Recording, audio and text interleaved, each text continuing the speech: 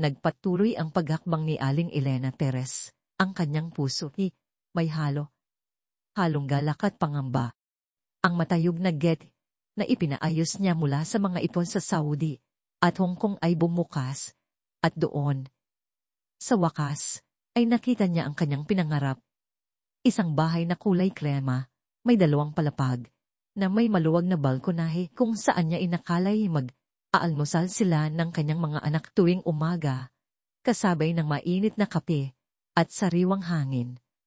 Isang ngiti ang sumilay sa kanyang labi, isang ngiting nagdala ng pagod at pag-asa ng 2 dekadang pagtatrabaho sa malayong bansa. Ngunit nang tuluyang buksan ng pangunahing pinto, hindi mainit na yakap ang sumalubong sa kanya. Isang malamig na simoy ng hangin ang bumalot sa kanya, kasabay ng katahimikan na tila ba walang inaasahang pagdating. Sa sala, nakaupo si Miguel, ang panganay, nakatutok sa kanyang cellphone, ang liwanag nito'y sumasalamin sa kanyang salamin. Si Sofia, ang pangalawa, ay abala sa kanyang laptop, ang mga daliri ay mabilis na nagtatepe. Si Diego, ang bunso, ay nakasara ang mga mata, nakakabit ang headphones sa tainga, tila ba nakalutang sa sariling mundo. Nang marinig ang pagbukas ng pinto, sabay silang angat ng tingin. Isang bahagyang gulat ang sumilay sa kanilang mga mata. Pagkatapos ay mabilis na bumalik sa kanilang karaniwang walang pakialam na ekspresyon. Inay, sabay na bati ni Miguel at Sofia, tila mekanikal. Si Diego naman ay tinanggal ang headphones. Nagpakita ng isang pilit na ngiti. Ang kwentong ito ay nilikha ni Inday Andrea. Huwag kopyahin o gamitin muli ang audio o kwentong ito upang matiyak ang karapatang ari. Mga anak ko, ani Elena. Ang boses ay puno ng emosyon, lumapit upang yakapin ang bawat isa. Ang yakap ni Miguel ay mabilis, tila nagmamadali. Si Sofia naman ay nagbigay ng isang bahagyang haplos sa likod, bago muling bumalik sa kanyang laptop. Si Diego, ang pinakanakalamdam ng pagmamahal ng ina, ay nanatiling nakatayo. Ang kanyang tingin ay umiiwas. Namiss ko kayo, bulong ni Elena. Ang luha ay nagbabadyang tumulo. Ngunit pinigilan niya. Hindi ito ang oras para maging mahina. Ang bahay ay malinis, maayos, ngunit walang kaluluwa. Ang mga muebles ay bago, moderno, ngunit hindi katulad ng mga disenyong pinangarap ni Elena habang siya'y naglilinis ng mga bahay sa disyerto. May kakaibang lamig sa pagitan ng mga dingding, isang lamig na sumisiksik sa init ng kanyang pagbabalik. Kumain na ba kayo? Tanong ni Elena. Pilit na pinasasaya ang tono. Naganda na ako ng hapunan, sabi ni Sofia. Pero kumain na si Diego. Maaga akong natapos sa trabaho, paliwanag ni Miguel. Muling tiningnan ng telepono. Sige, inay, kain tayo mamaya. Inanda ni Elena ang pasalubong, mga tsokolate, pabamo, damit, at mga laruang galing ibang bansa. Inaasahan niyang makikita ang pagkasabis sa mata ng kanyang mga anak, tulad noong sila'y bata pa. Ngunit ang kanilang reaksyon ay maamo, magalang, at walang gaanong damdamin. Salamat inay, ani Sofia, matapos tingnan ng isang mamahaling scarf. Ang ganda, pero mayroon na akong ganito. Diego, anak, may bagong headset ako para sa iyo, alok ni Elena. Kinuha ni Diego ang kahon. Binuksan at tiningnan, sandali bago ibalik sa kahon. Salamat, inay, pero bago lang din itong akin. Isang tusok ng kirot ang naramdaman ni Elena.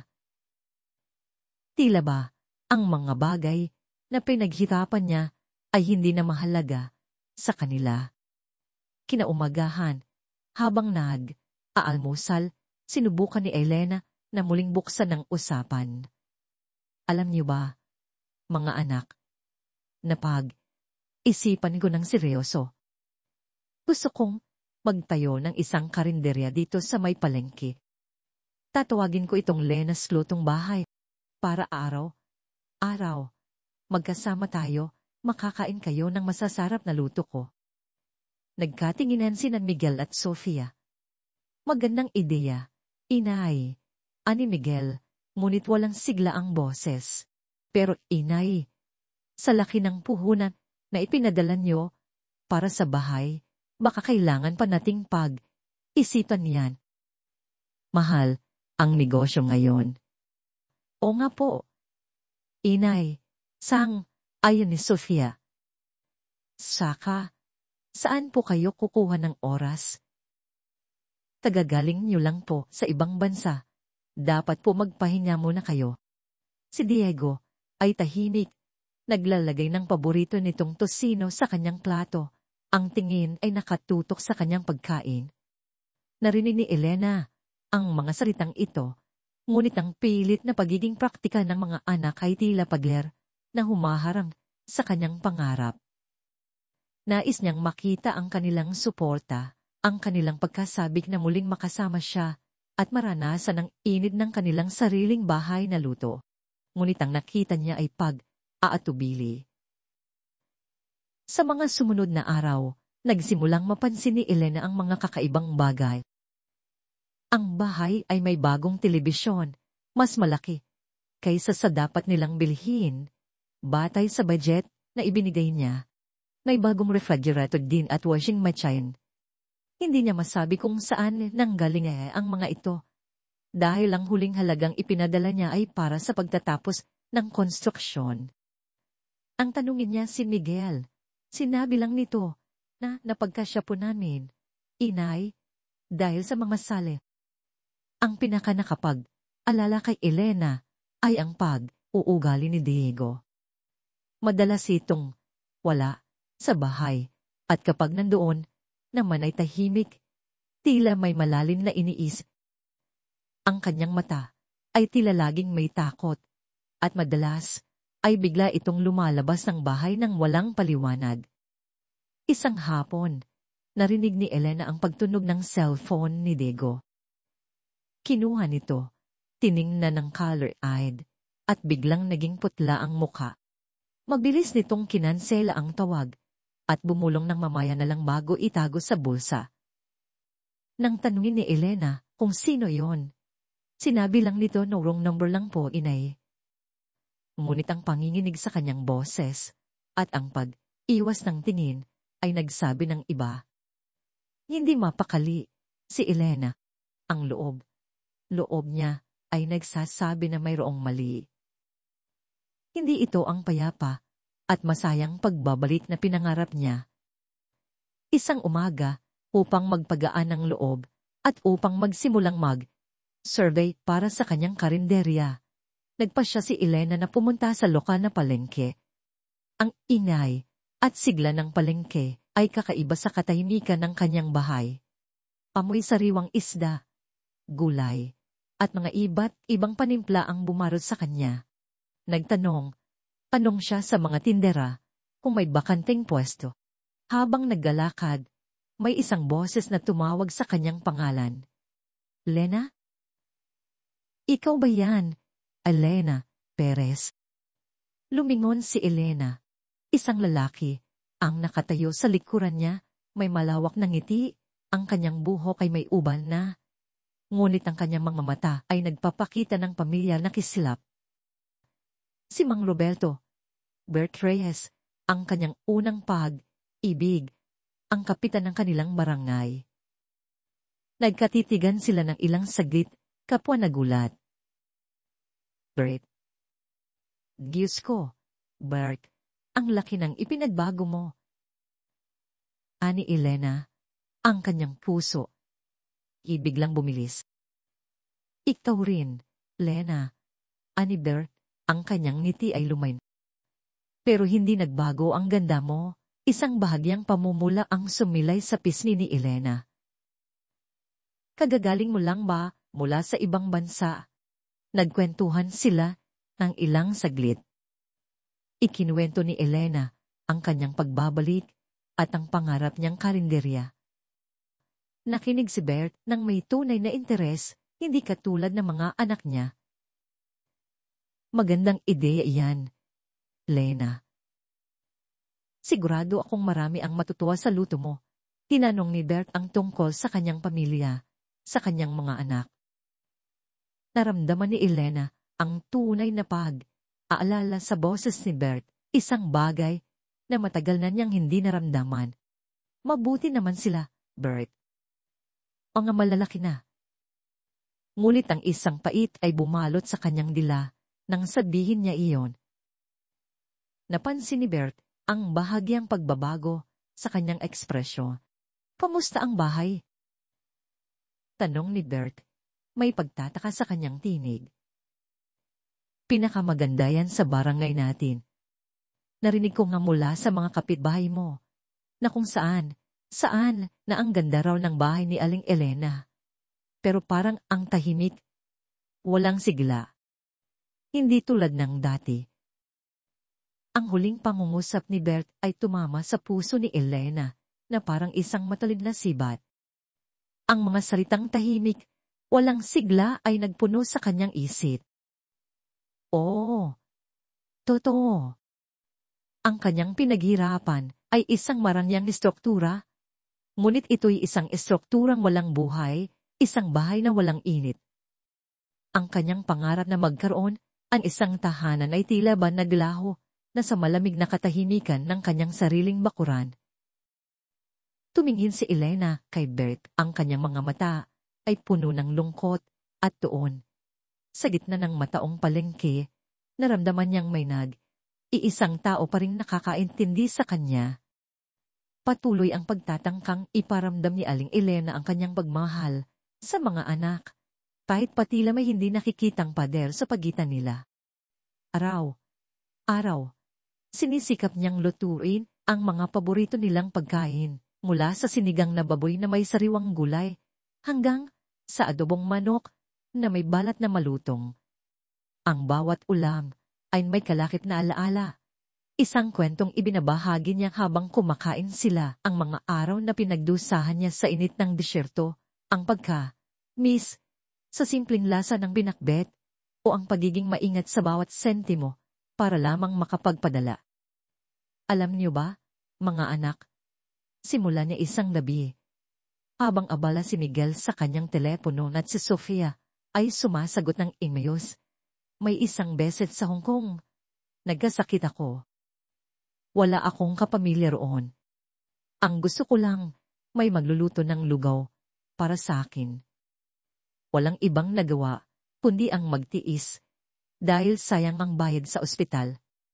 Mas kailangan ninyo ang perang iyon para sa eskwela. Angat ng tingin si Sofia, may bahid ng awa sa mata. Kawawa naman po kayo, inay, sabi niya. Pero ok na po kayo ngayon, di ba? Tumango si Elena, pilit ng ngumingiti. Oo naman.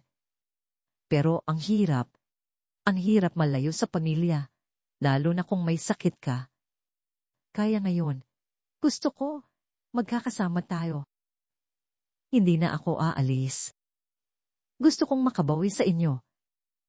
Nakinig ang mga anak, ngunit ang kanilang mga sagot ay tila parang nakaugalian na lamang. Mga opo, salamat po, at pagkatapos ay babalik na sa kanilang mga mundo. Kapag naman kailangan nila ng pera, doon lumalabas ang kanilang interes. Inay, kailangan ko po pala ng pera para sa bayarin sa internet.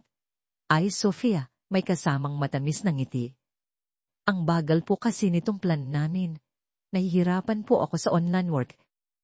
Ako naman po, inay, may bago po kasing project sa trabaho. Kailangan ko po ng bagong laptop. Sabi ni Miguel, na tila ba ang lumang laptop niya ay hindi na sapat, kahit pa bago pa lang ito. Si Diego naman ay tahimik. Hindi siya humingi ng pera na lalong nagpakaba kay Elena. Ang tahimik niyang pagkilos Ang mga oras na nawawala siya, at ang iwas ang kanyang tingin ay laging nagpapaalala kay Elena na may malalim siyang itinatago. Sa loob ng 2 dekada, ang buhay ni Elena ay isang paulit-ulit na pelikula ng paghihirap at pagtitiis. Naaalala niya ang mga araw na siya'y naglilinis ng mga bahay ng mga mayayaman sa Riyadh. Ang kanyang mga kamay ay halos mabasag sa lamig ng tubig at sa dulas ng sabon. Minsan, kinukurot siya ng amo niya sa singit kapag hindi niya nagustuhan ang linis. Bilis! Bilis! Sigaw ng mistress niya habang pinaghahampas siya ng walis. Umahagulhol siya tuwing gabi sa kanyang maliit na kwarto. Naaalala ang mga anak na naghihintay ng padala. Inay, kailangan po namin ng pera para sa tuition. Malapit na po ang enrollment, sulat ni Miguel sa isa sa mga lumang liham na sinimpan niya. Ma, pabili po ng bagong sapatos. Butas na po ito. Inay, sabi ni Sofia sa tawag sa telepono na may halong lungkot. Nanay, magandang bahay po ang ipagawa natin ha? Sana po may malaking balkonahe. Pangarap ni Diego, noon, ang pinakabatang anak na laging may matatamis na salita. At si Mang Ben, ang kanyang asawa, laging may mga kwento tungkol sa pagpapaganda ng bahay, pagbili ng lupa para sa kinabukasan, o may sakit ako. Lena, kailangan ng gamot. Hindi siya nagdududa noon. Nagtitiwala siya. Ang bawat santimong pinaghirapan niya sa banyaga ay ipinadala niya para lamang makita ang pangarap nilang bahay at ang kinabukasan ng kanyang mga anak. Ang larawan ng malaking bahay, masisipag na anak, at isang mapayapang pagtanda ang kanyang naging sandigan. Ngayon, nakaupo siya sa sala ng bahay na yon at ang init ng kanyang pangarap ay napalitan ng malamig na katotohanan. Ang mga anak na pinagsilbihan niya ay tila estranghero at ang kapayapaan na hinahangad niya ay tila malayo pa. Isang hapon, habang aayos si Elena ng kanyang mga balikbayan box sa kanyang silid, narinig niya ang malakas na katok sa pinto. May kasama itong pagyugyog. Tila ba nagmamadali ang kumakatok? Diego Tares, lumabas ka riyan kung ayaw mong magka-problema. Isang matigas at malalim na boses ang sumigaw. Napatayo si Elena, ang kanyang puso ay biglang kaba. Boses iyon ng isang lalaki na may awtoridad, na may halong pagbabanta. Nagmadali siyang bumaba. Sa pinto, nakatayo ang isang lalaki na may malapad na pangangatawan, may balbas na tila hindi naahit sa loob ng ilang araw, at ang kanyang mga mata ay parang mga mata ng buhaya, matatalas, walang emosyon, at tila laging naghahanap ng biktima. Ito si Mang Kiko, ang Buwaya Santos, ang kilalang loan shark sa kanilang lugar, na ang pangalan pa lang ay nakakatindig, malahibo na. May kasama itong 2 lalaki na nakatayo lang sa likuran niya, ang kanilang mga tingin ay malamig. Nakita ni Elena si Diego, na dahang lumabas, mula sa kanyang kwarto, ang kanyang mukha ay putla, tila nakakita ng multo. Mang Kiko, bulong ni Diego. Ang boses ay nanginginig. Diego, akala mo ba makakatakas ka sa akin? Ani Mang Kiko, ang kanyang boses ay tila kulog. Ang tagal na ng utang mo, ilang buwan na ang lumipas. Nasaan na ang bayad mo? O kailangan ko ba bang pasayahin ang bahay ninyo? May mapanuyong ngiti sa kanyang labi. Mang Kiko, humihingi po ako ng palugit. Darating po ang pera. Pakiusap ni Diego. Ang kanyang mga kamay ay pinagparawis. Palugit. Ilang palugit na ang ibinigay ko sa iyo. Pues, ngayon, wala na. Kung hindi mo mabayaran sa loob ng 1 linggo, alam mo na ang mangyayari. Pagbabanta ni Mang Kiko, at binigyan ng makahulugang tingin ang buong bahay. Sayang naman ang ganda ng bahay na ito kung mapupunta lang sa akin. Bago pa makapagsalita si Elena, sumigaw na si Mang Kiko. Sige na, tara na. Sa susunod, kasama ko na ang mga abogado ko. At umalis ang grupo. Nag-iiwan ng isang alikabok ng takot sa kanilang likuran. Naiwang nakatayo si Elena, ang kanyang buong katawan ay nanginginig. Tumingin siya kay Diego, na ngayon ay halos mapaiyak. Diego, ano yon? Sino ang lalaking iyon? Ano ang utang na sinasabi niya? Nag-iwas ng tingin si Diego. Wala po yon, inay.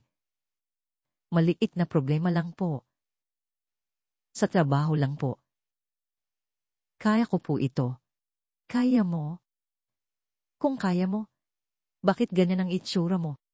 At bakit ganun ang pananalita ng lalaking iyon? Alam kong may tinatago ka, anak. Ani Elena, ang kanyang boses ay puno ng pag-aalala. Ngunit nanatiling tahimik si Diego. Umiiwas lang siya ng tingin at umakyat sa kanyang kwarto. Nag-iiwan kay Elena na puno ng pangamba. Ang matinding pagmamahal niya sa anak ang nagtulak sa kanya upang maghanap ng kasagutan. Hindi niya hahayaang may mangyaring masama kay Diego.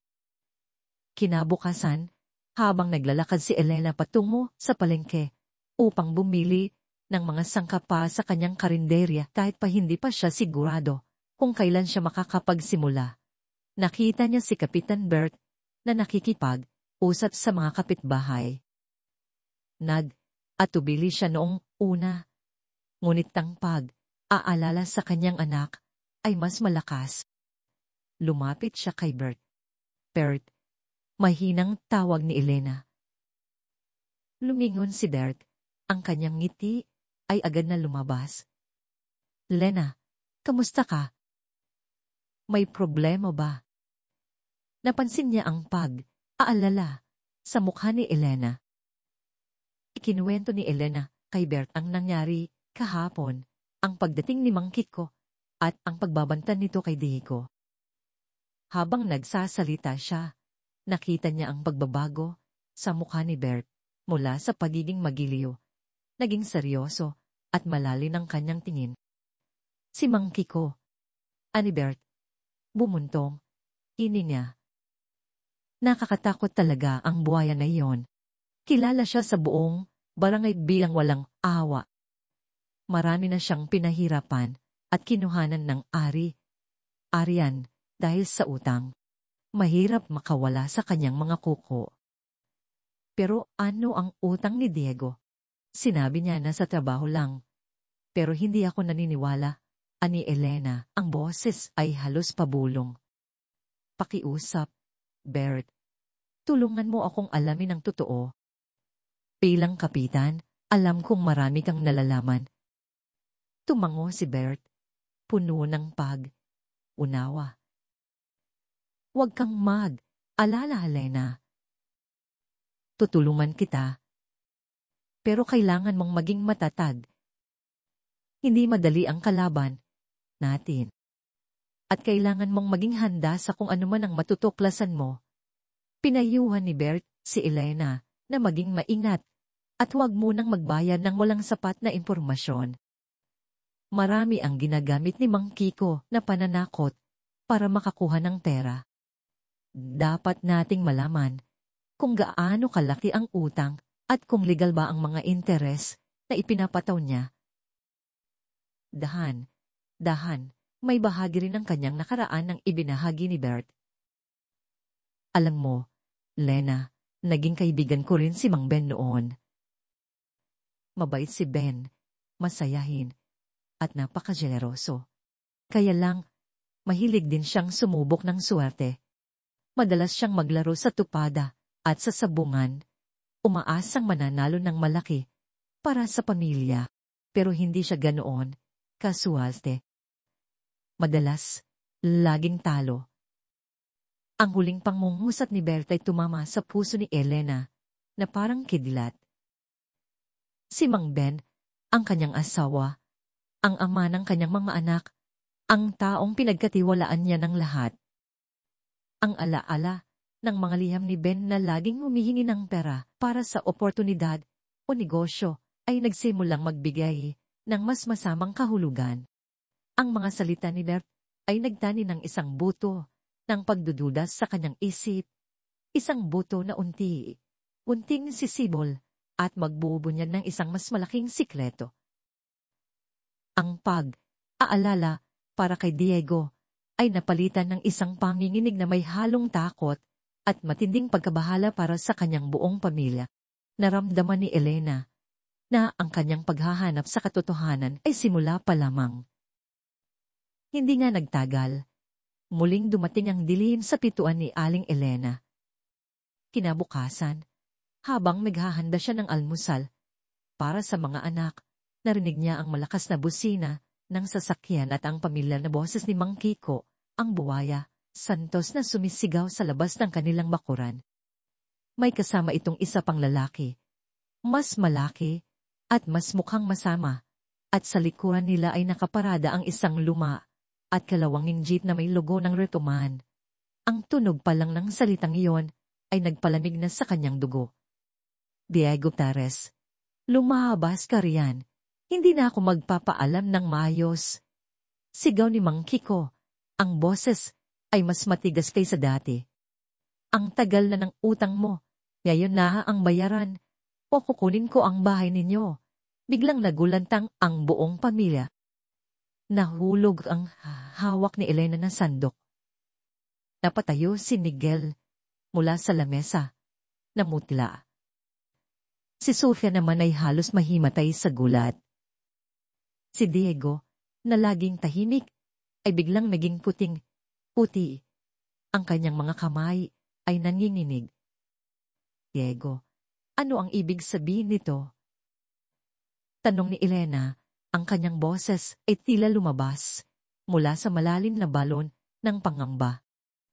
Pero bago pa makasagot si Diego, pumasok na si Mang Kiko, kasama ang kanyang kasama, na tila mga buwiton handang sumakmal. Huwag kang magkunwari, Aling Elena. Ani Mang Kiko, ang kanyang mga mata ay matalim na tumitig kay Elena. Ang anak mo ay may utang sa akin na hindi bababa sa 2 milyong piso at may patong pa iyan na interes. Kung hindi ninyo mabayaran, foreclose ko itong bahay ninyo. Sayang, ang ganda pa naman. Parang bombang sumabog ang mga salita ni Mang Kiko sa loob ng bahay. 2 milyong piso? Napatta si Elena. Ang lahat ng kanyang pinaghirapan, ang lahat ng pangarap niya, ay tila naglaho sa hangin. Ang bahay na ito, na ipunan niya sa loob ng 20 taon, ay biglang naging isang banta. 2 milyon. Sabay na sigaw ni na Miguel at Sofia, ang kanilang mga mata ay lumaki sa gulat. Lumumod si Diego sa harapan ni Elena. Ang kanyang mukha ay puno ng takot at hiya. Inay, patawarin po ninyo ako, ikbi niya. Ang kanyang mga mata ay nanunubig. Hindi ko po sinasadya. Nabaon lang po ako sa utang sa negosyo. Akala ko po, kikita ko at mababayaran ko. Pero nalugi po ako. Pilit na itinago ni Diego ang totoo, ang pagbabanggit lamang ng negosyo upang magbigay ng dahilan. Ngunit ang pagtamis niya at ang labis na takot sa kanyang mga mata ay nagpakita na mas malalim pa ang problema. Nabaon sa negosyo. Bakit hindi mo sinabi? Bakit mo kami niloko? Sigaw ni Miguel. Ang kanyang galit ay halata. Hindi mo ba alam kung gaano kahirap ang perang yan ni Diego? Pinaghirapan yan ni Inay sa ibang bansa, oo nga. Diego, sang payo ni Sofia. Walang kwenta mo. Bakit mo binapasan kay Inay ang ganitong problema? Ang mga salita ng mga kapatid ni Diego ay matatalin. Ngunit habang sinisisi nila ang kanilang bunso, mayroong isang hindi nakikitang tanong sa kanilang mga mata. Inay, may pera ka ba? Ikaw ang magbabayad, di ba? Tila ba, sa kanilang paningin, si Elena ay isang walang katapusang ato na laging handang magbigay ng solusyon sa kanilang mga problema, financial, man o hindi. Wala silang inalok na tulong. Walang sinabing paano tayo magtutulungan, kundi puro sisi. At asa na ang ina ang laging sasalo. Tumingin si Elena kay Mang Kiko. Ang kanyang puso ay puno ng sakit at matinding galit. Ang kanyang mga ipunan na inilaan niya para sa kanyang karinderya at para sa kanyang pagtanda ay nasa bingit ng panganib. Ang pangarap niyang Lena, splutong bahay na magiging simbolo ng kanyang pagbabalik at paghahanap ng kapayapaan ay tila magiging abon na lamang. Ang kwentong ito ay nilikha ni Inday Andrea. Huwag kopyahin o gamitin muli ang audio o kwentong ito upang matiyak ang karapatang ari. Mang Kiko, ani Elena, pilit na pinatatatad ang boses. Hindi ko kayo babayaran ngayon. May mali rito. Hindi ko maintindihan kung paano nagkaroon ng ganoong kalaing utang ang anak ko sa negosyo lang. Gusto ko ng malinaw na paliwanag at gusto kong makita ang lahat ng papeles. Nagula si Mang Kiko sa paninindigan ni Elena. Sanay siya sa mga biktima na agad na nagmamakaawa at nagbabayad.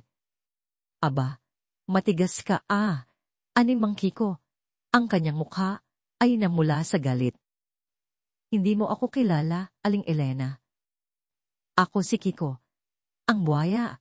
Kapag hindi ninyo ako binayaran sa loob ng 1 linggo, babalik ako at sisiguraduhin kong wala kayong matitira dito. At muling umalis ang grupo ni Mang Kiko. Iiwan ng isang mas mabigat na takot at tensyon sa bahay. Naiwan si Elena. Ang kanyang buong katawan ay nanginginig, hindi dahil sa takot, kundi dahil sa galit at matinding sakit ng kalooban. Niyakap niya si Diego, na patuloy na umiiyak. Anak, sabihin mo sa akin ang totoo. Bulong niya ang kanyang boses ay nag-uutos. Hindi ko kayo hahayaang maibenta ang bahay na ito. Pero kailangan kong malaman ang lahat. Anong klaseng negosyo ang nalugi ng ganoon kalaki? Bakit mo tinago sa akin? Niyakap ni Diego ang kanyang ina. Ang kanyang mga salita ay halos hindi na maintindihan sa pagitbi. Hindi ko po kayang sabihin, inay. Basta po, nalugi ako. Nanatili siyang matigas sa pagtatago ng buong katotohanan. Sa kabila ng kanyang sariling pagkabigla at sakit, naramdaman ni Elena na hindi siya maaaring manatiling tahimik. Kailangan niyang kumilos. Kinabukasan, maaga pa, ay nilapitan niya si Kapitan Bert. Nakaupo si Bert sa kanyang tanggapan sa barangay, abala sa pag-aayos ng mga papeles. Bert, kailangan ko ang tulong mo, ani Elena. Ang kanyang boses ay puno ng determinasyon. Ikinuwento niya ang muling pagdating ni Mang Kiko at ang pagbabanta nito na kukunin ang bahay, pati na rin ang sinasabing utang na 2 milyong piso. Seryosong nakinig si Bert. Ang kanyang noo ay nakakunot. 2 milyon. Napakalaki niyan, Lena. Hindi biro ang halagang iyan. Alam ko, ani Elena. Kaya ayaw kong basta na lang magbayad. May pakiramdam ako na may mas malalim pa ito. Bakit hindi kayang sabihin ni Diego ang totoo? At bakit parang kinakabahan si Mang Kiko nang sabihin kung gusto kong makita ang mga papeles? Tumangos si Bert. May punto ka. Ang mga taong tulad ni Mang Kiko ay madalas na may mga butas sa kanilang mga transaksyon. Dapat nating suriin iyan. Sinimulan ni Bert ang kanyang sariling investigasyon.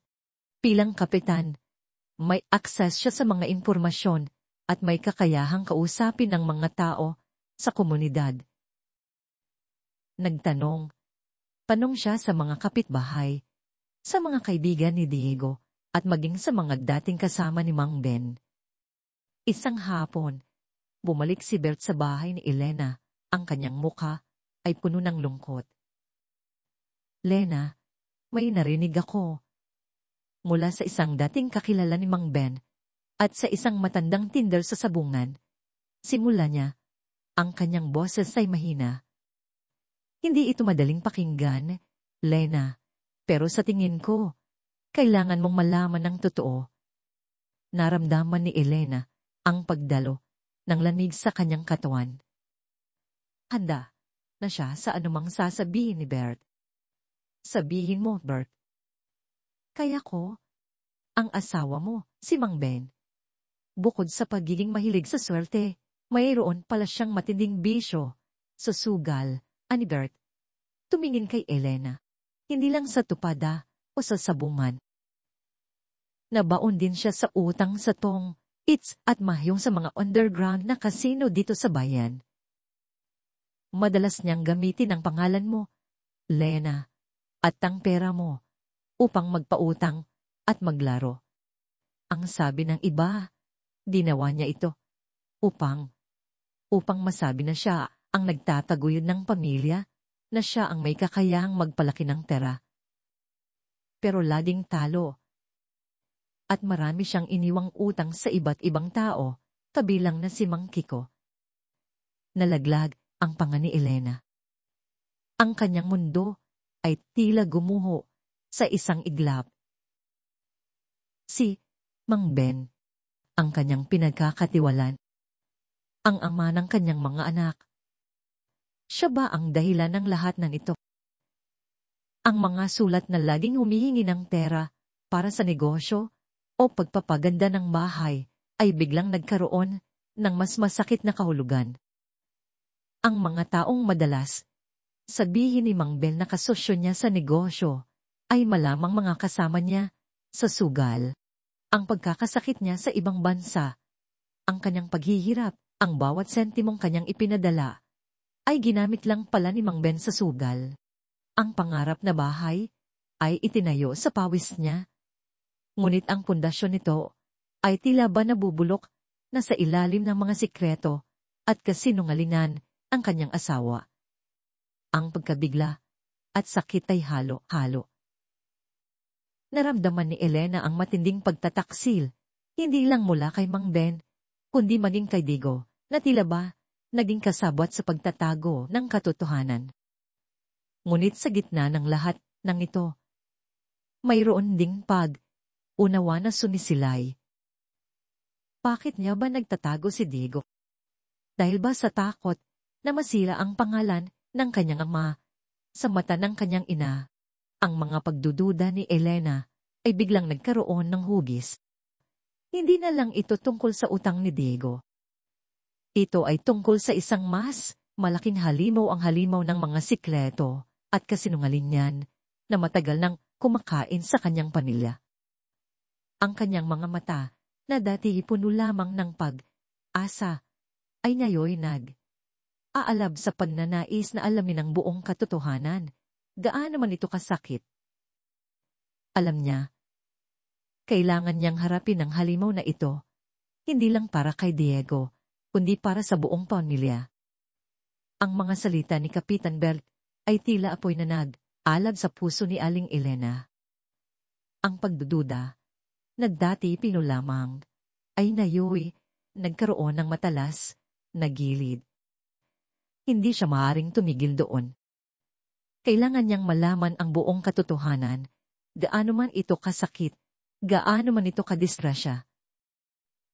Ang bahay na kanyang pinaghirapan, ang kinabukasan ng kanyang mga anak, ang kanyang sariling dangal, lahat ay nakataya. Kinabukasan, maaga pa, ay nilapitan ni Elena si Kapitan Bert. Ang kanyang mga mata ay matapang, puno ng determinasyon. "Bert, kailangan kong malaman ang lahat. Tutulungan mo ba ako?"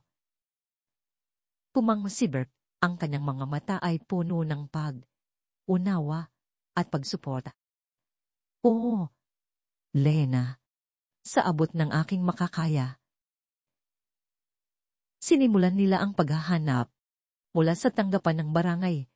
Tinawagan ni Bert ang ilang kontak, isang literadong pulis na kilala ang mga galaw sa lugar, isang matandang vendor na malimit na nasa mga sabungan, at ilang dating kaibigan ni Mang Ben na nagkaalat na ngayon.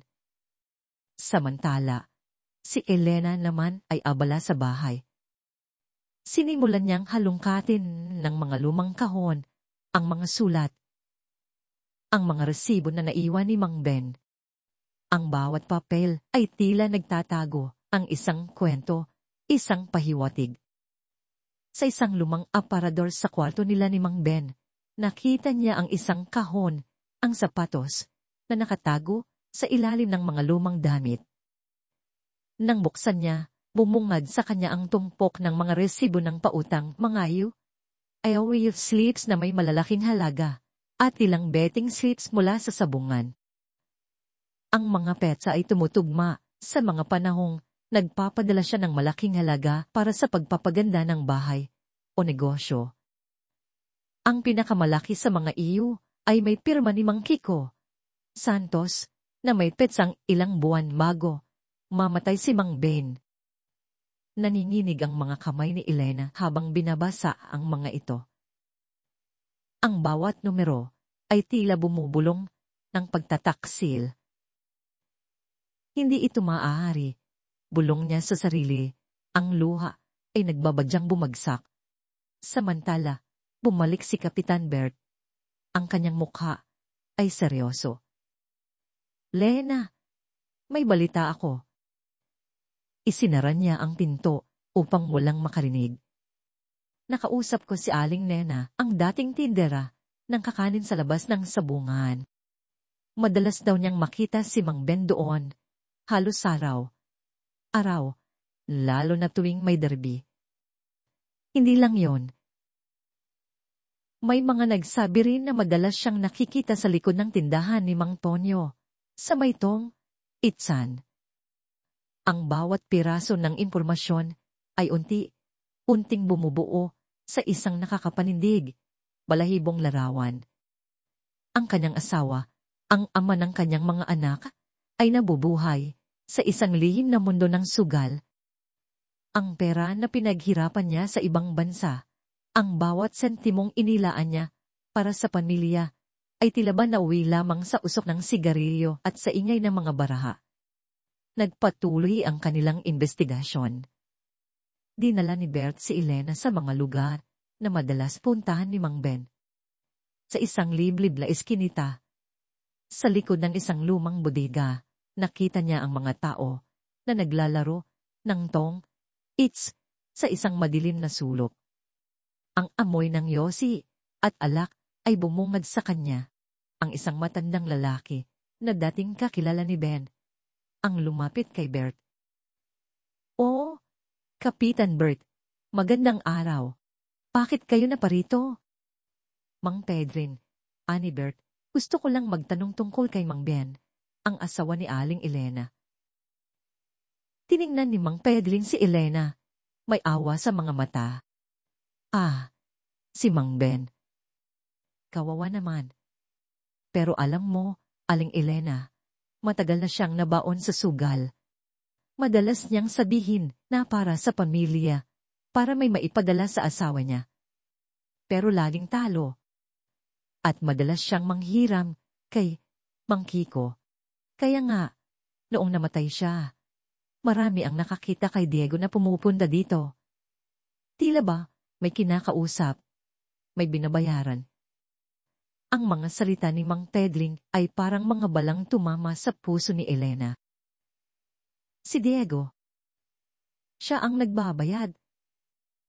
Siya ang nagpatuloy sa lihim na ito. Umuwi si Elena. Ang kanyang buong katawan ay pagod. Ngunit ang kanyang isip ay naglalagablab. Nasa kanyang mga kamay ang lahat ng ebidensya.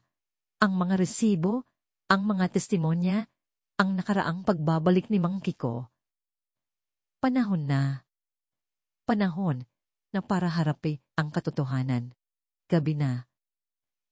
Tahimik ang lahat sa bahay. Nakaupo si Elena sa sala, hawak ang mga dokumento at mga resibo. Si Miguel ay nasa kanyang kwarto. Si Sofia ay nasa laptop. Tanging si Diego ang nakaupo sa sala naglalaro ng mobile game, ngunit halata ang pagkabahala sa kanyang mukha. Diego, mahinang tawag ni Elena. Nagulat si Diego at agad na itinago ang telepono. Inay. Inilapag ni Elena ang mga papel sa mesa. Dahan. Anak, kailangan nating mag-usap. Ngayon na. Walang lihim. Walang itinatago. Nakita ni Diego ang mga papel at agad na namutla. Inay, ano po yan? Ito. Ani Elena. Pinipigilan ng luha. Ito ang mga resibo, Diego. Mga resibo ng utang ni Mang Kiko. Mga betting 6 mula sa sabungan. Mga testimonya mula sa mga taong nakakita sa iyong ama na nagsusugal. At ang mga taong nakakita sa iyo na nagbabayad ng mga utang na ito. Tumagsak ang balikat ni Diego. Ang kanyang mga mata ay nanunubig. Inay, ang buong buhay ko sa ibang bansa, Diego. Simula ni Elena. Ang kanyang boses ay nanginginig sa sakit at galit. Pinaghirapan ko ang bawat sentimo. Pinagtiisan ko ang pangungulila, ang paghihirap, ang pangmamaltrato para lamang makapagpadala sa inyo, para sa kinabukasan ninyo, para sa bahay na ito. Ang lahat ng iyon ay ginamit lamang ng inyong ama sa suba. Tiningnan niya si Diego. Ang kanyang mga mata ay puno ng lungkot. At ikaw, anak, bakit mo tinago sa akin? Bakit mo pinasa ng ganoong kalaking problema ng mag-isa? Bakit mo patuloy na pinaprotektahan ng lihim na ito?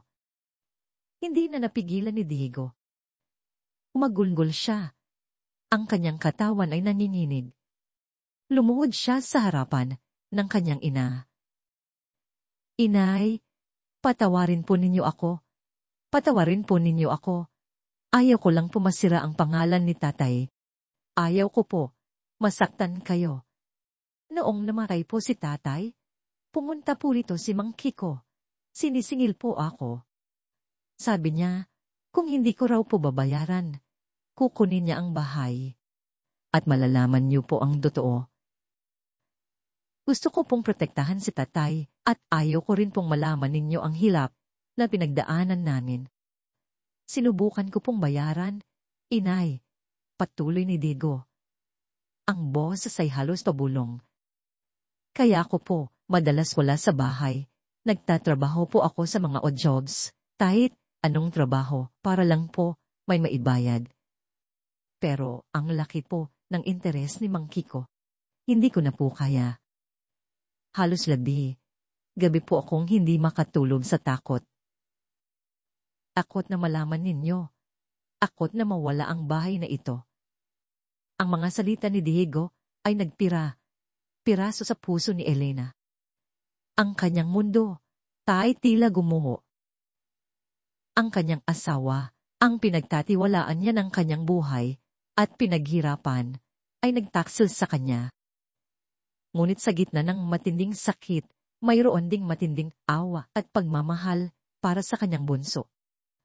Ang kanyang anak, na dapat ay nagtatamasa ng kanyang kabataan, ay pinasan ang ganoong kalaking pasanin ng mag-isa. Dahang niyakap ni Elena si Diego. Hinahayaan siyang umiyak sa kanyang bisig. Ang luha na matagal niyang pinigilan ay bumagsak na rin. Luha ng pagtataksil, luha ng pagkawala, at luha ng malalim na pag-unawa sa paghihirap ng kanyang anak.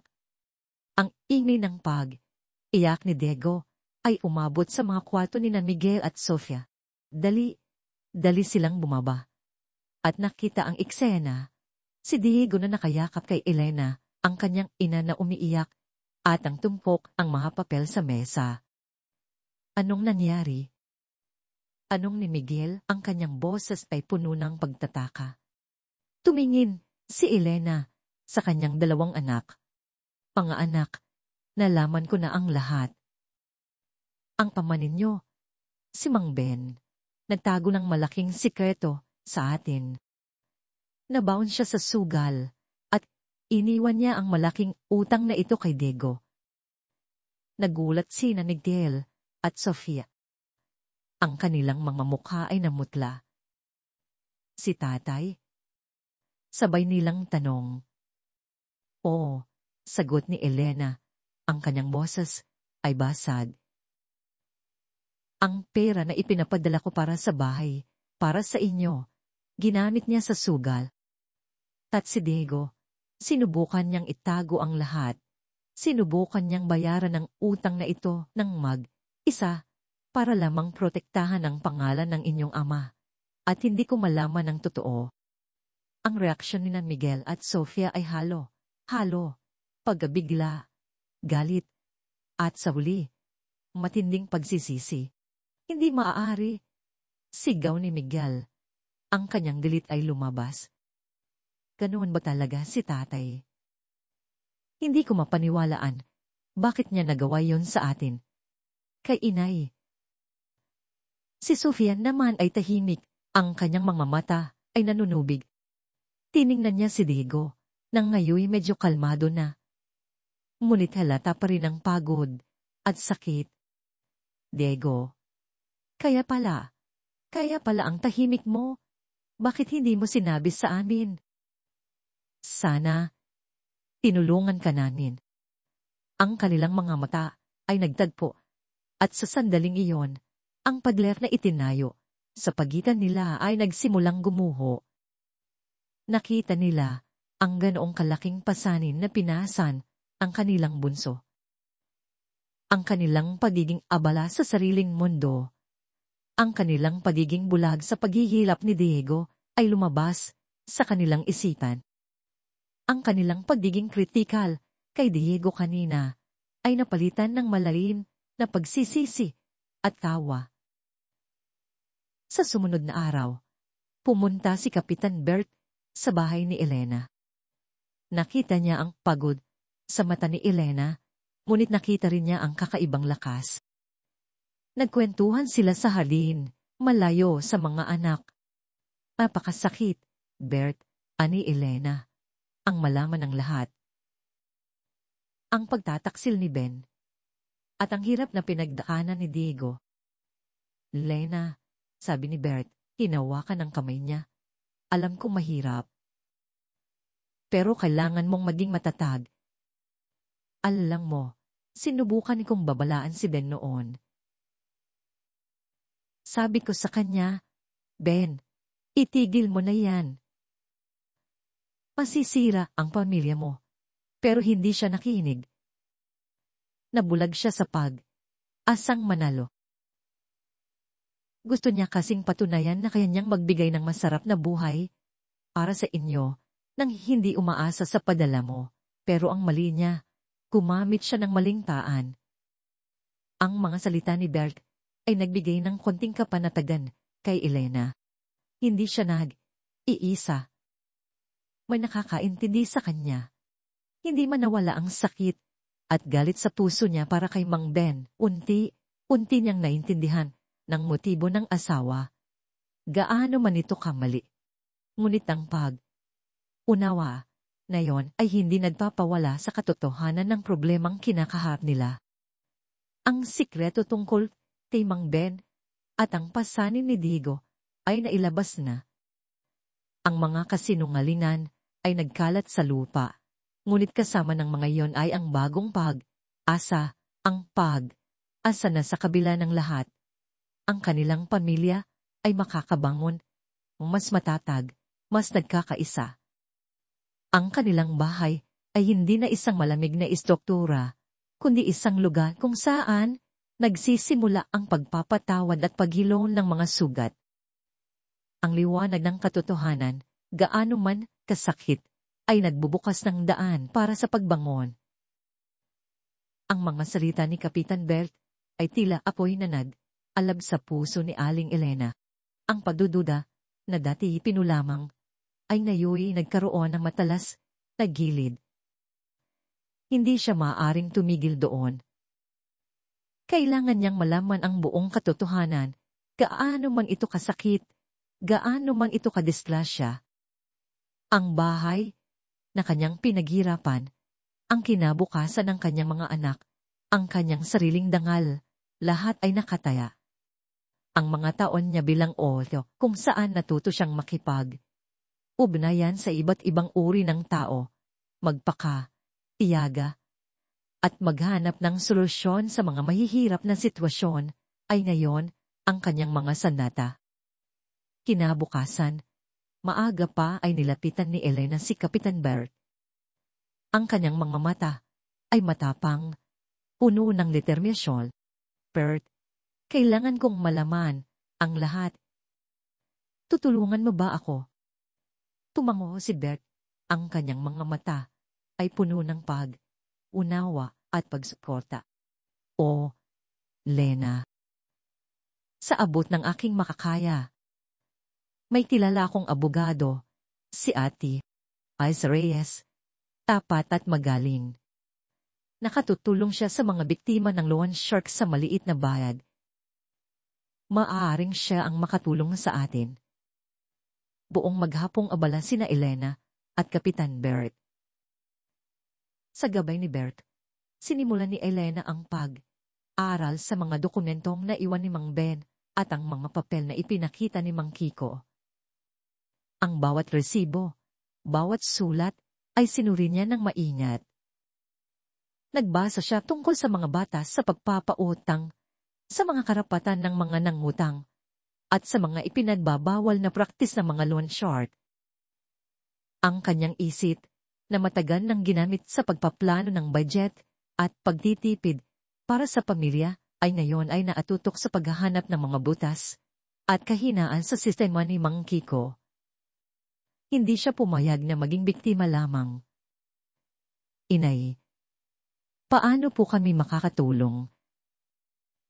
Anong ni Miguel, na ngayon ay nasa tabi niya, hindi naabala sa telepono kundi sa pag-aayos ng mga papel na pinagsama niya mula sa mga naiwang gamit ng kanyang ama. Marunong po akong mag-ayos ang mga dokumento, at medyo may alam ko ako sa mga terms and conditions ng mga kontrata. Ako naman po, Inay, Ani Sofia, Pwede po akong kumuha ng mga testimonya mula sa mga kapitbahay na biktima rin ni Mang Kiko ng patago. At alam ko po kung paano ito ipapalaganap sa social media para malaman ng lahat ang totoo. Si Diego naman, ang dating duwag at puno ng takot, ay matapang na tumingin sa kanyang ina.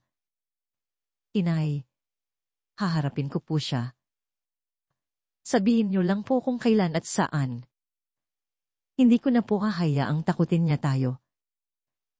Napakasakit man ang katotohanan tungkol kay Mang Ben.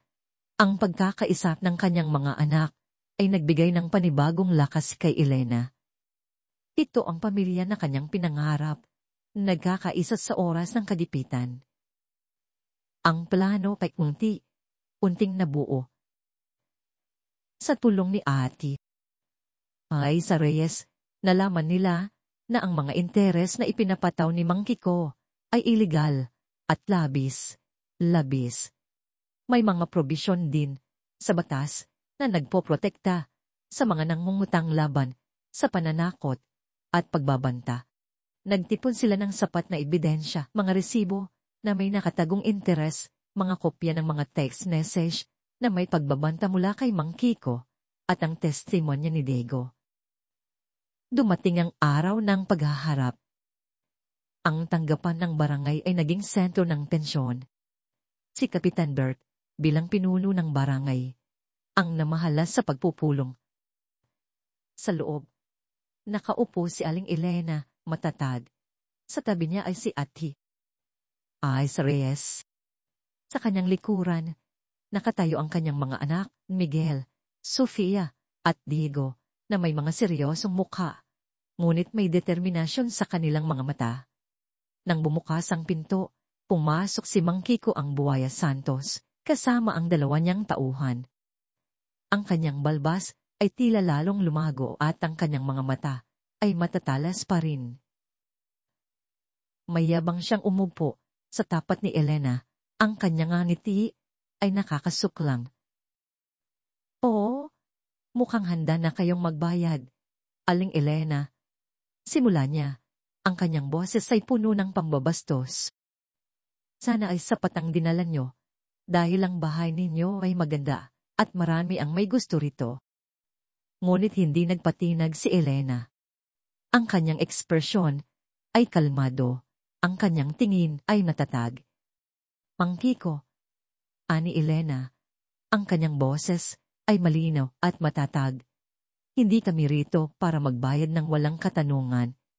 Nandito kami para sa katarungan. Nagtawanan ang mga tauhan ni Mang Kiko. Ngunit nanatiling seryoso si Kapitan Bert at si Ate. Paisa. Katarungan? Anong katarungan ang sinasabi mo? Pagmamalaki ni Mang Kiko. Utang ay utang, babayaran. O kukunin ko ang bahay ninyo. Huminga ng malalim si Elena. Ate. Lisa, pakisumiti po ang ating mga ebidensya. Tumayo si Ate. Lisa, may dalang tumpok ng mga dokumento. Mang Kiko, simula ng abogado. Ang kanyang boses ay profesional at matigas. Narito ang mga kopya ng orihinal na kasunduan ng pautang na may pirma ni Mang Ben. Narito rin ang mga resibo na nagpapakita ng labis na interes na ipinapataw mo na lumalabag sa batas. Bukod pa rito, mayroon kaming mga ebidensya ng pagbabanta na ginawa mo sa aking kliyente, si Diego Perez, at ang paggamit ng intimidasyon upang makakuha ng pera. Piligal ang inyong mga aksyon, at kami ay handang magsampa ng kaso laban sa inyo sa korte. Unting naglaho ang kayabangan ni Mang Kiko. Ang kanyang mukha ay namutla at ang kanyang mga mata ay nagbabaga. Anong pinagsasasabi niyo? Mga kasinungalingan niyan. Walang ebidensya. Mayroon po, Mang Kiko, ani Elena, ang kanyang boses ay ngayon ay mas may autoridad. Ang aking anak, na si Diego, ay pinilit mong pagbayarin ng utang ng kanyang yumaong mama, na may interes na halos 10% kada buwan. Ilang beses mo siyang binantaan na kukunin mo ang bahay na pinaghirapan ko sa loob ng 20 taon. Ang bawat sentimong ipinadala ko mula sa ibang bansa ay pinagpawisan at pinagduguan ko. Hindi ko kaya ang mawala yan sa kamay ng isang gaya mo na walang awa. Sa labas ng tanggapan ng barangay, dahang nagtipon ang mga kapitbahay. Narinig nila ang pagtatalo sa loob. Si Sofia, sa kanyang telepono, ay unting ipinapadala ang impormasyon sa mga grupong pangkomunidad. Si Kapitan Bert, sa kanyang malalim na boses, ay nagsalita sa mga nakikinig. Mga kababayan, narito si Aling Elena, isang orab na nagpakasakit. Ngayon ay hinaharap niya ang matinding pagsubok. Kung sino man sa inyo ang may nalalaman o nakaranas din ng kawalang, tatarungan mula kay Mang Kiko, ito na ang oras para magsalita. Nagsimulang magbulungan ang mga tao. Pagkatapos, may isang matandang babae na lumapit. Kapitan, totoo po yan. Ang anak ko po nawala ng tricycle dahil din kay Mang Kiko. Sumunod pa ang iba. Ang kanilang mga tinig ay nagpapakita ng sama ng loob. Ang ingay sa labas ay unting naging isang hiyawan ng suporta para kay Aling Elena at pagtulig sa kay Mang Kiko. Sa loob, Nararamdaman ni Mang Kiko ang lumalaking pressure. Ang kanyang mga mata ay paikot-ikot, tila naghahanap ng pagtakas. Ang kanyang mga tauhan ay hindi na rin gaanong mayabang. Hindi ko po kayo binantaan, Aling Elena. Pilit niyang depensa, ngunit ang kanyang boses ay tila lumiliit. Narito ang mga text message, Mang Kiko, at ang testimonya ni Diego. Bukod pa rito, ang sinasabi ninyong utang ay may patong na higit pa sa dobling halaga ng orihinal na pautang na kinuha ni Mang Ben na lumalabag sa batas ng usuri. Paliwanag ni Ate. Wesa, may sapat na ebidensya. Kami ay humihingi ng isang mas makatarungang kasunduan. Kung hindi, kami ay magsasampa ng formal na kaso sa korte at sisiguraduhin naming maibabalik ang lahat ng inyong kinuhang pera mula sa inyong mga biktima. Ang pagkakaisa ng pamilya, Perez, ay kita. Si Miguel ay abala sa pagbibigay ng mga dokumento kay Ate Paiza. Si Sofia, na dati abala sa sariling mundo, ay ngayon ay buong suporta sa kanyang ina. At si Diego, ang dating duwag, ay nakatayo sa tabi ni Elena, matapang na nakikipagtitigan kay Mang Kiko. Mang Kiko, oras na para matigil ang mga gawa. Gawa ninyo, ani Diego, ang kanyang boses ay malinaw. Napansin ni Mang Kiko na wala na siyang kawala. Ang batas ay nasa panig ni Elena at ang komunidad ay sumusuporta sa kanya. Ang kanyang imahe bilang isang buhaya ay unting nabubulok. Kain! Sigaw ni Mang Kiko, fine. Ano ba ang gusto ninyo? Sa huling bahagi ng pagpupulong, isang bagong kasunduan ang nilagdal. Ang orihinal na utang ni Mang Ben ay binawasan ng malaki, at ang labis na interes ay inalis. Ayon si Mang Kiko sa isang mas makatarumang plano sa pagbabayad na may mas mababang interes at may sapat na panahon. Hindi na lahat ng ipon ni Elena ang gagamitin. Bahagi lamang nito ang ibibigay, at ang iba ay pagsisikapan nilang bayaran ng buong pamilya. Hindi ito isang ganap na pagkapanalo, ngunit ito ay isang pagkapanalo sa katarungan at dignidad. Sa labas, sinalubong si Elena ng mga hiyawan at palakpakan ng komunidad. Ang kanyang mga anak ay yumakap sa kanya. Ang kanilang mga mata ay puno ng paghanga at pagmamahal. Sa sandaling iyon, hindi lamang isang utang ang kanyang natalo, kundi pati na rin ang halimaw ng takot at pagtatag. Ang kanyang paglalakbay bilang isang olaw ay nagturo sa kanya ng katatagan. At ngayon, ang katatagan na yon ay ginamit niya upang ipagtanggol ang kanyang pamilya at ang kanyang tahanan. Ito ang sandali na naramdaman ni Aling Elena na hindi lamang siya isang ina na nagpakasakit, kundi isang babaeng may lakas, talino, at dignidad. Isang tunay na kalipina. Nagpatuloy ang agos ng buhay. Ngunit sa bahay ni Aling Elena, mayroong na ibang agos na dumaloy. Ang init ng araw na sumikat kinaumagahan, pagkatapos ng matinding paghaharap kay Mang Kiko, ay tila nagdala ng bagong asa. Hindi pa malubusang natanggal ang bigat ng utang na iniwan ni Mang Ben, ngunit ang kasunduan na nakuha ni Elena sa tulong ni Kapitan Bert at Ate Paiza ay nagbigay ng malinaw na landas.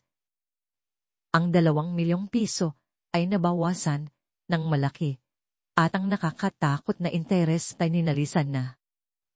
May plano na silang bayarang ito sa loob ng 3 taon na may mas makatarungang halaga kada buwan. Hindi na lang si Elena ang iisip kung paano babayaran ng utang. Ngayon, buong pamilya na ang magkakasama. Inahay, ako na po ang bahala sa mga papeles ng bayaran kada buwan, ani Miguel. Ang kanyang boss ay puno ng responsibilidad. Sisiguraduhin ko pong tama ang accounting at hindi tayo maluloko. Sa unang pagkakataon, hindi na siya nakatutok sa telepono kung hindi sa mga resibo at kalendaryo ng bayan. Si Sofia naman ay lumapit kay Diego at dahang humawak sa kanyang balikat. Diego, patawarin mo ako, kapatid. Ang tagal kong naging bulag. Sana, sinabi mo sa amin. Nandito lang kami, hindi ka na iisa. Siya, na dating abala sa kanyang online work, ay naglaan ng oras upang makipag-usap sa kanyang kapatid, upang makinig sa mga pinagdaanan nito. Hindi na iisa si Diego. Ang mga pagod na linya sa kanyang mukha ay nabawasan, at ang takot sa kanyang mga mata ay unti-unting napalitan ng pag-asa. Salamat, ate. Kuya, anya, ang kanyang boses ay puno ng pasasalamat. Unting nagbago ang lamig sa bahay. Ang mga pader na dati tahimik at puno ng paghihiwalay ay ngayon naririnig na ang tunog ng tawanan, ng mga seryosong usapan at ng nagkakaisang desisyon. Tuwing gabi, imbes na bawat isa ay nasa kanilang sulok, nagtitipon sila sa sala. Pinaplano ang budget, uusapan ang mga paraan para makahanap ng dagdag na kita, at nagkukwento ng mga karanasan sa araw. Inay, ani Sofia isang gabi, habang nagtutulungan silang maglinis ng hapagkainan. Kung gusto niyo po talagang magtayo ng karinderya, tulungan po namin kayo. Ako po ang bahala sa online promotion, sa mga social media posts, at sa paggawa ng flyers. Malaki po ang maitutulong niyan para makilala ang Lena's lutong bahay. Nagningning ang mga mata ni Elena. Talaga, anak? Sige, susubukan natin. Si Miguel naman ay alok na tulungan si Elena sa paggawa ng business plan at sa pagkuha ng mga permit. Inay, kailangan po nating planuhin ng maayos. Maglalatag po tayo ng inventory ng mga sangkap, mga presyo, at mga target customers. Tutulungan ko po kayo sa financial side.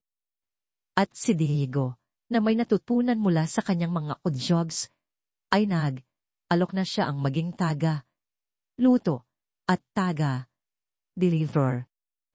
Inay, matagal na po akong tumutulong sa mga luto ninyo. Alam ko po ang mga rekado at ang tamang timpla. Ako rin po ang pwedeng mag-deliver ng mga pagkain sa mga offices dito, sa barangay.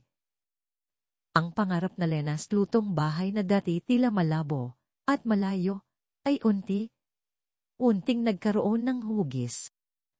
Sa halip na maging isang palamuti lamang sa isip ni Elena, ito ay naging isang proyekto ng buong pamilya.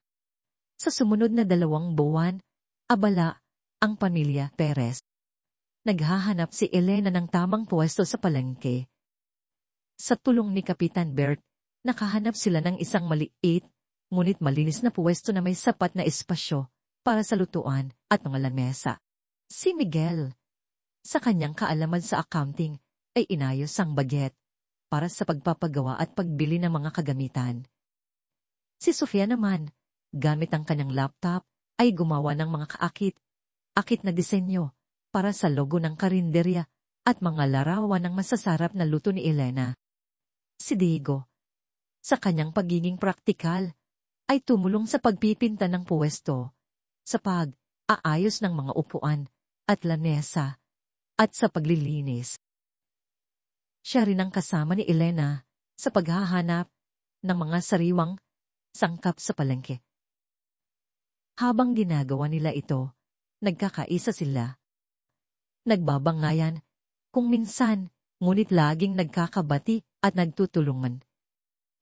Ang bawat isa ay nagbibigay ng kanilang oras, lakas, at talento para sa pangarap ni Elena.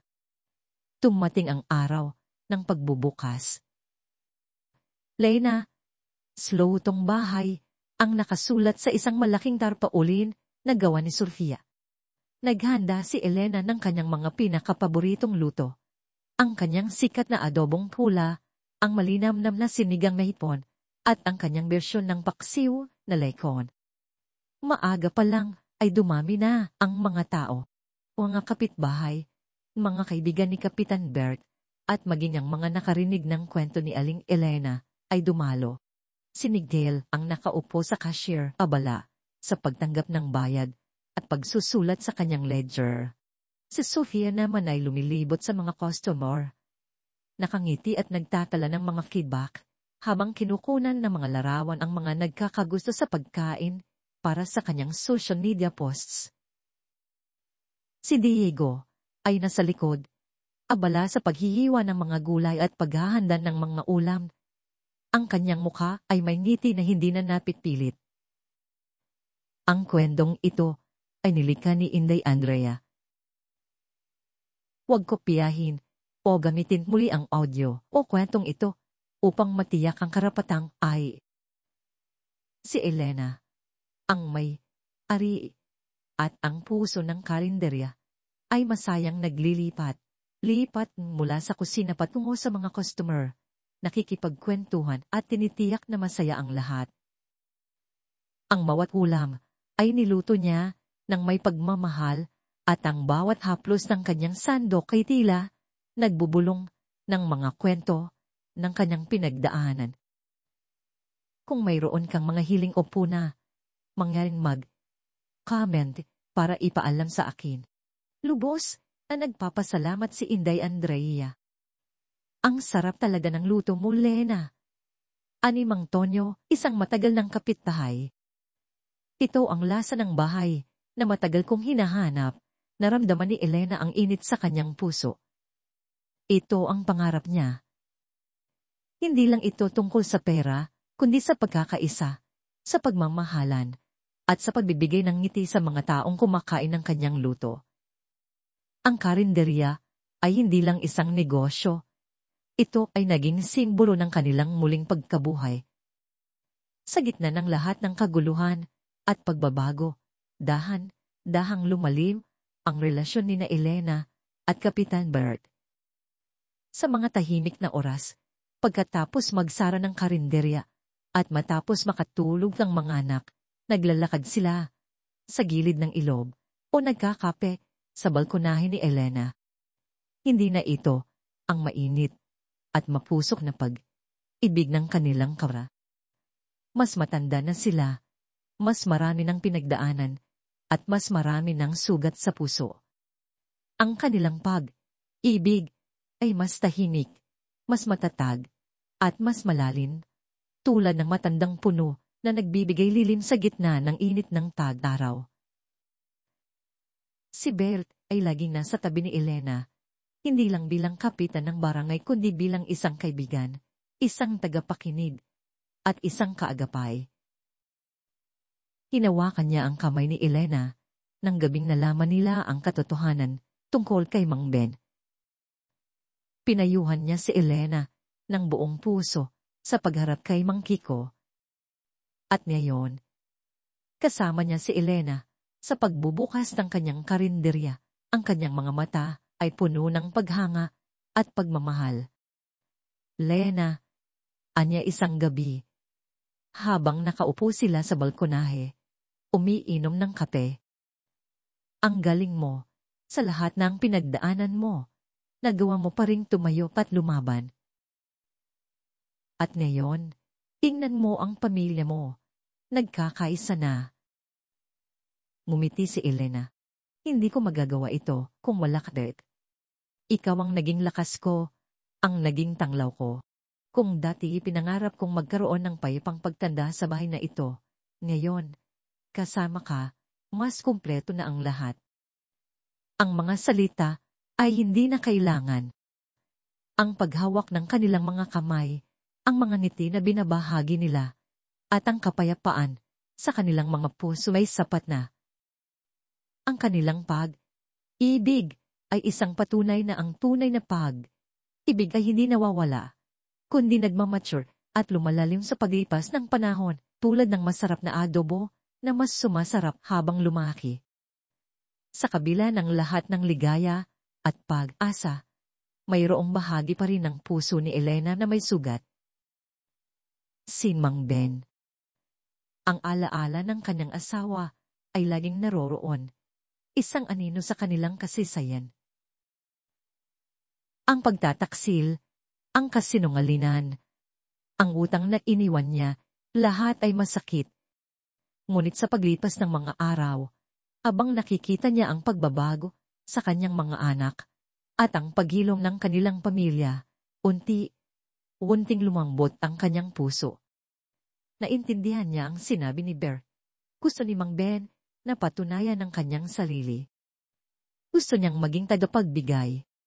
Ngunit sa kanyang pagkabubulag sa subal, gumamit siya ng maling paraan at doon siya naligaw. Naintindihan niya rin ang ginawa ni Diego, ang kanyang anak, ay sinubukan lamang protektahan ang pangalan ng kanyang ama, gaano man ito kahirap at kabigat. Ang lahat ng iyon ay nagmula sa pagmamahal. Gaano man ito kasakit na ipahayag. Isang linggo, matapos ang kanilang simbahan, nagpasya si Elena na bisitahin ang puntod ni Mang Ben. Kasama niya ang kanyang mga anak at si Kapitan Bert. Dinalhan nila ng mga sariwang bulaklak. Sa harap ng lapida ni Mang Ben, tumayo si Elena. Ang kanyang mga mata ay puno ng emosyon. Ben, bulong niya, alam kong marami kang nagawang mali. Marami kang pasakit na idinulot. Ngunit ngayon, Ben, pinatawad na kita. Isang luha ang bumagsak sa kanyang pisngi. Sana, makahanap ka ng kapayapaan kung nasaan ka man. Ang mga anak mo, Ben, ay nagkakaisa na. Ang bahay na pinaghirapan ko, Ben, ay hindi mawawala. At ngayon, ito ay puno na ng pagmamahal na matagal nating hinanap. Niyakap ni Miguel, Sofia, at Diego, ang kanilang ina. Ang kanilang mga mata ay mayroong halong lungkot at pag-unawa. Wala na ang galit. Ang naiwan ay ang pagtanggap, ang kapatawaran at ang pag-asa para sa isang bagong simula. Ang bahay na dati malamig at walang buhay ay ngayon puno na ng tawanan, ng mga kwento, ng mga pangarap. Ang Lena, slutong bahay, ay hindi lang isang karinderya. Ito ay naging simbolo ng muling pagkabuhay ng isang pamilya. Sa Aling Elena, na dati isang ulam na may pangarap lamang, ay ngayon ay isang babaeng may matatag na pundasyon, hindi lang sa kanyang negosyo, kundi sa kanyang sariling pamilya at sa puso ng isang lalaking tunay na nagmamahal sa kanya. Ang liwanag, pagkatapos ng bagyo, ay hindi lamang nagdala ng kapayapaan, kundi ng isang panibagong simula na puno ng pag-ibig, pagpapatawad, at pagkakaisa. Lumipas ang ilang taon, at ang dating tahimik at malamig na bahay ni Aling Elena Perez ay nayo'y puno na ng buhay, ang tawanan, at ng di malilimutang amoy ng masasarap na luto. Ang Lena, lutong bahay, na dati pangarap lamang, ay ngayoy isang kilalang kanlungan ng mga mahilig sa pagkain sa buong barangay, at maging sa mga karatig, lugar. Sa bawat umaga, bago pa man tuluyang sumikat ang araw, ang simoy ng hangin ay may kasamang bango ng mainit na kape, sinangag na bawang, at ang laging paborito, ang adobong manok ni Lena. Ang pintuan ng karinderya ay laging bukas, at ang mga upuan ay bihirang mawalan ng customer. Kung gusto mong makinig sa mga kwentong nilikha ni Inday Andrea, mag-comment kang po. Hindi lang ang mga pagkain ang nagpapabalik sa mga tao. Ito ay ang mainit na pagtanggap, ang mga ngiti ng pamilya, Perez, at ang pakiramdam na para kang kumakain sa sarili mong tahanan. Sa gitna ng ingay ng mga kutsara at tinidor, ng mga kwentuhan at tawanan ng mga customer, naroon ang kapayapaan, na matagal nang hinanap ni Elena. Si Miguel, ang panganay, ay nagkaroon ng mas magandang trabaho sa isang malaking kumpanya, ngunit hindi niya kinalimutan ang kanyang tungkulin sa pamilya. Tuwing gabi, pagkatapos ng kanyang opisina, dumiretso siya sa karinderya. Siya na ngayon ang nangangasiwa sa mga pinansyal, sa accounting, at sa pagpaplano ng budget.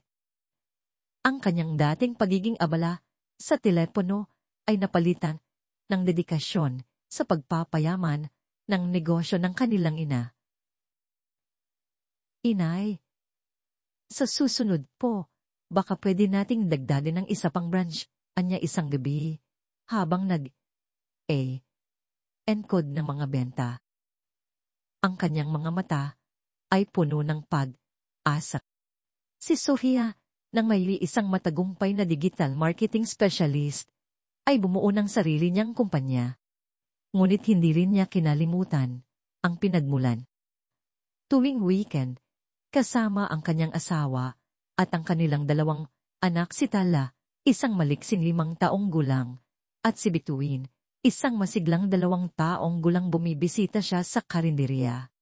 Hindi lang siya kumakain, nagbibigay rin siya ng mga sariwang ideya para sa online presence ng Lena, sa lutong bahay, sa mga promosyon, at maging sa pagdidisenyo ng bagong uniform para sa mga tauhan.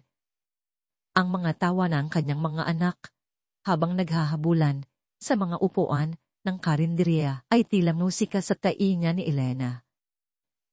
At si Diego, ang dating tahimik at puno ng takot na bunso, ay naging tunay na kanang kamay ni Elena sa kusina. Sa ilalim lang gabay ng kanyang ina, natuto siyang pahusayin ang kanyang mga kasanayan sa pagluluto.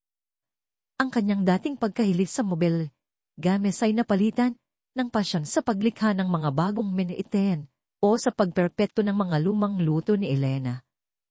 Ngayon aaral din siya ng culinary arts. Sa gabi, nangangarap na balang araw, siya ang magpapalawak ng Lena's lutong bahay sa buong bayan o maging sa labas pa nito. Inay, gusto ko pong gumawa ng signature dish na galing sa atin, natatak ng pamilya Perez, masigla niyang sabi, habang nagluluto. Ang bahay, na dating tila isang malamig na estruktura, ay naiisa ng tunay na tahanan. Ang mga padel, na dating saksi sa mga lihim at takot, ay ngayoy naririnig na ang masiglang tawanan ng mga apo, ang mga kwentuhan, ang magkakapatid, at ang payapang presensya ni Elena. Hindi na ito isang lugar ng paghihiwalay, kundi isang silungan ng pagmamahalan, pag-unawa, at matinag na pagkakaisa. Ang mga muwables, na dating nagbigay ng pahiwatig ng pagkakahiwalay, ay ngayoy sentro ng mga pagtitipon, ng mga gamit night, at ng mga simpleng gabi ng bonding ng pamilya. Sa likod ng abalang karinderya at masiglang tahanan, naroon ang isang maliit na hardin.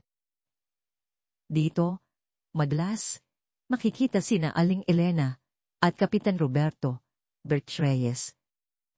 Ang mga kamay ni Bert, na dating malakas sa paghawak ng mga papeles sa barangay, ay ngayoy malumanay na naglilinis ng mga damo. Samantalang ang mga kamay ni Elena, na dating sanay sa paglilinis ng bahay ng iba, ay mas sinop na nagtatanim ng mga rosas, gumamela, at iba't ibang uri ng gulay. Ang hardin na ito ay naging saksi sa paglago ng kanilang pag-ibig.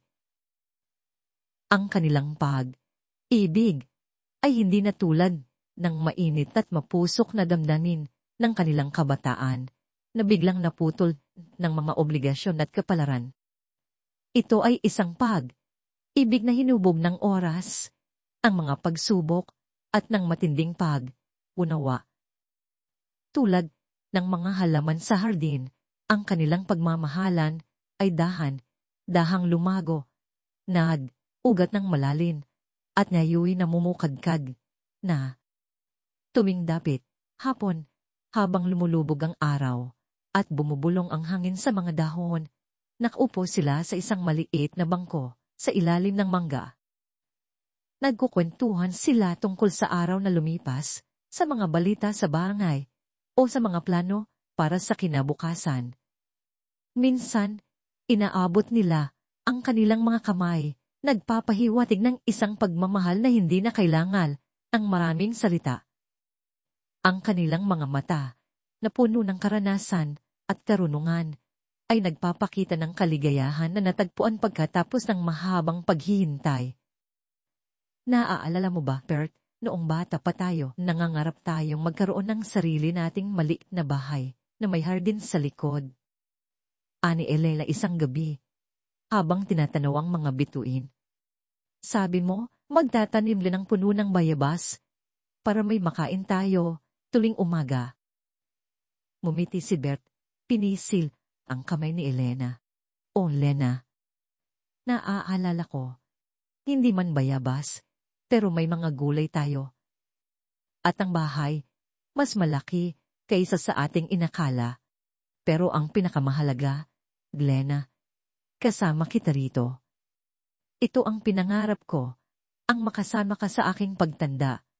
Ang pag-ibig nila ay isang testamento na ang pag-asa ay hindi nawawala, at ang tunay na pagmamahalan ay may kakayahang bumangon at sumikat kahit matapos ang pinakamadilim na gabi. Ito ang hardin ng puso ni Elena at Bert, na puno ng mga alaala, mga pangarap, at isang pagmamahalan na hindi na mapaghihiwalay. Pinagmasdan ni Aling Elena ang kanyang paligid, ang maingay, ngunit masiglang karinderya, ang mga apo niyang naglalaro sa isang sulok, ang kanyang mga anak na abala sa pagtupad ng kanilang mga tungkulin, at si Bert, na nasa tabi niya, ang kamay ay nakahawak sa kanyang kamay. Sa mga sandaling iyon, bumalik sa kanyang isip ang lahat ng kanyang pinagdaanan. Mula sa pagiging isang OEW, isang domestic helper na nagpakasakit sa malayong lupain, na ang tangi lamang hangarin ay makabalik sa kanyang sariling bansa at makasama ang kanyang pamilya.